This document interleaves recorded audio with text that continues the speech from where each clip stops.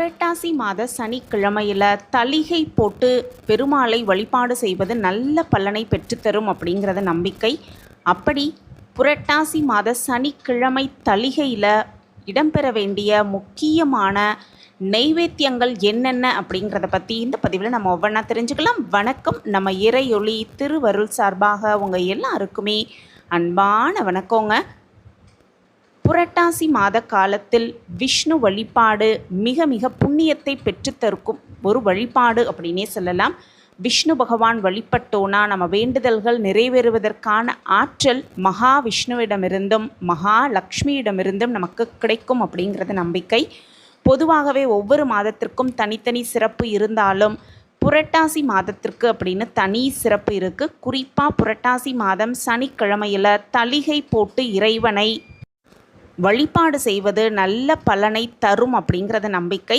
இந்த காலத்தில் விஷ்ணு வழிபாட்டிற்கு உகந்தது.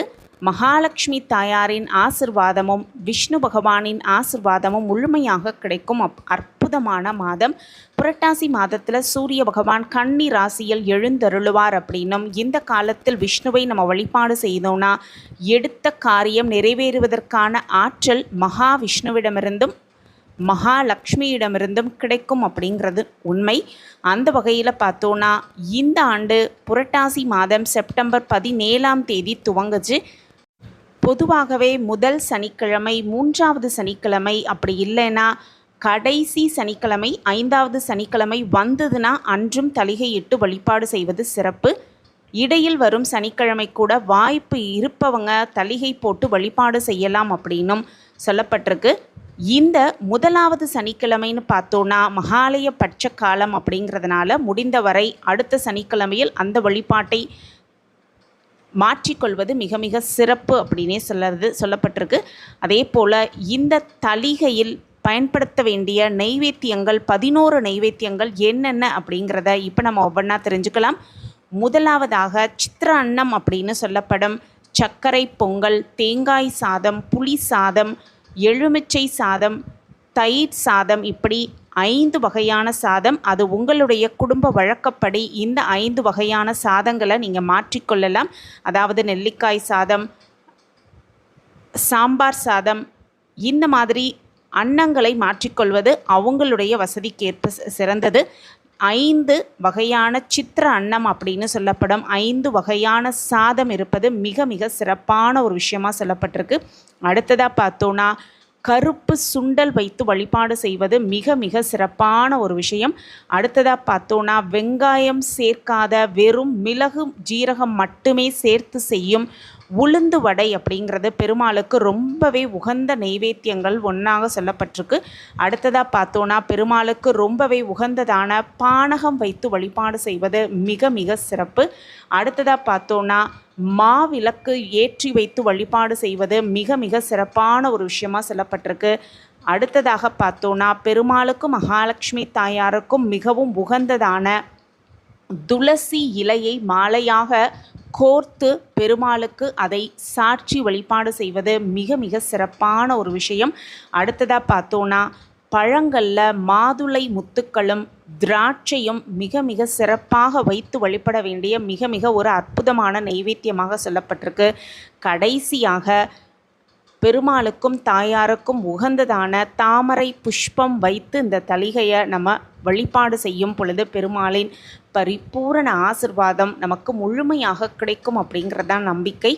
இப்படி நெய்வேத்தியங்கள் தயார் செய்துவிட்டு பெருமாளை எப்படி வழிபாடு செய்வது அப்படிங்கிறதையும் தெரிஞ்சுக்கலாம். நாராயணர் படத்தை நல்லா சுத்தம் செய்து துளசி, சம்மங்கி, சாமந்தி, தாமரை இந்த மாதிரி மலர்களால் அலங்காரம் செய்ய வேண்டும் அப்படின்னும் அதற்கு பிறகு 3 இலை போட்டு தளிகையில் சாதத்தை வைத்து வழிபடலாம்.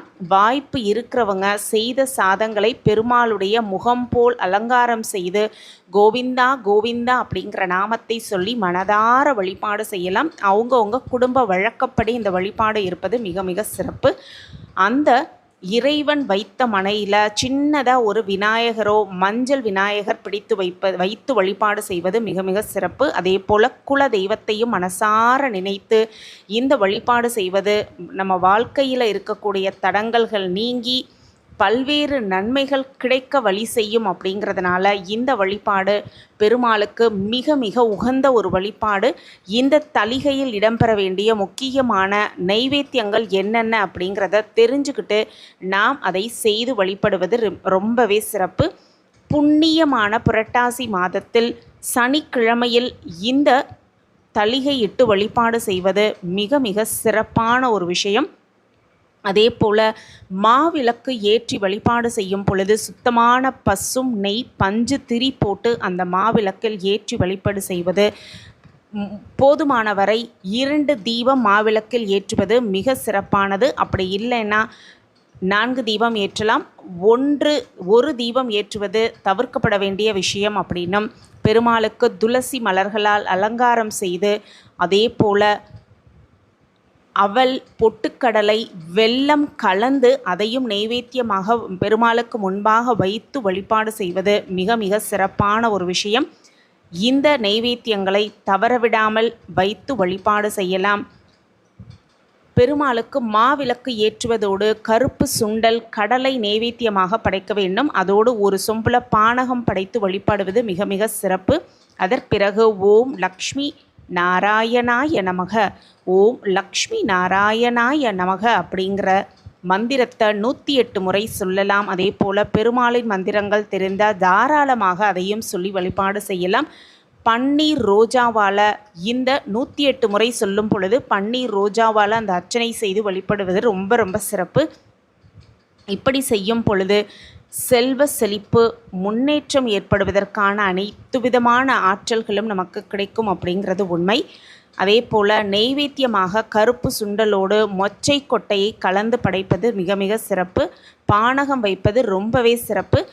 அந்த வைத்த நெய்வேத்தியத்தை பிரசாதத்தை குறைந்தது ஒரு 10 பேருக்காவது கொடுப்பது சிறப்பு. நாமளே படைத்து வழிபாடு செய்து நாமளே அதை உண்பதை காட்டிலும் மற்றவர்களுக்கு அதை பகிர்ந்து கொடுப்பது ரொம்ப ரொம்ப சிறப்பு.